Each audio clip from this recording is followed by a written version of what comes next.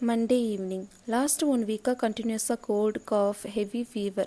So videos ப்ராப்பராக எடுக்க முடியலை அண்ட் வாய்ஸ் ஓவரும் கொடுக்க முடியலை. அப்படியே வாய்ஸ் ஓவர் கொடுத்தாலும் வாய்ஸ் கேட்கும்போது அருந்ததி மூவிக்கு டப்பிங் கொடுத்த மாதிரி தான் இருந்துச்சு. ஸோ அதான் 1 வீக்காக ஃபுல் ரெஸ்ட். இனி கண்டினியூஸாக வீடியோஸ் அப்லோட் பண்ண ட்ரை பண்ணுறேன். தென் இன்னைக்கு dinner chapati with vegetable kurma தான் பண்ணியிருந்தேன். ஃபஸ்ட்டு சப்பாத்திக்கு நல்லா சாஃப்டாக மாவு பிசைஞ்சு வச்சுட்டேன். தென் வெஜ் குருமாக்கு தேவையான வெஜிடபிள்ஸ்லாம் குட்டி குட்டியாக கட் பண்ணி தனியாக எடுத்து வச்சுட்டேன்.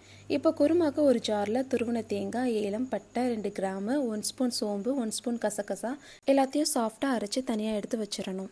இப்போ குக்கரில் 2 table spoon oil, whole spices, பச்சை மிளகாய், கட் பண்ணி வச்ச ஆனியன், 1 டேபிள் ஸ்பூன் சால்ட் சேர்த்து நல்லா வதக்கி விடணும். இப்போ 2 tablespoon ginger garlic paste, tomato, then cut பண்ணி வச்ச வெஜிடபிள்ஸ் எல்லாம் ஆட் பண்ணதும் மசாலாவுக்கு 2 tablespoon red chilli powder, 1 tablespoon coriander powder, 1/2 spoon மஞ்சத்தூள் எல்லாமே சேர்த்து வதக்கி விடணும். இப்போ எல்லாம் நல்லா வதக்குனதும் அரைச்சி வச்ச கோகோனட் பேஸ்ட், குருமாக்கு தேவையான வாட்டர், 1 டேபிள் ஸ்பூன் சால்ட், லாஸ்ட்டாக கொத்தமல்லி தூவி ஒரு 3 விசில் வச்சு இறக்கிட்டா வெஜிடபிள் குருமா சூப்பராக ரெடி ஆயிரும். லாஸ்ட்டாக அம்மாவுக்கு சப்பாத்தி, வெஜிடபிள் குருமா எல்லாம் வச்சு கொடுத்தா வெஜிடபிள் குருமாவில் வெஜிடபிள்ஸ்லாம் இருக்குது, குருமா எங்கன்னு கேட்டுட்டாங்க.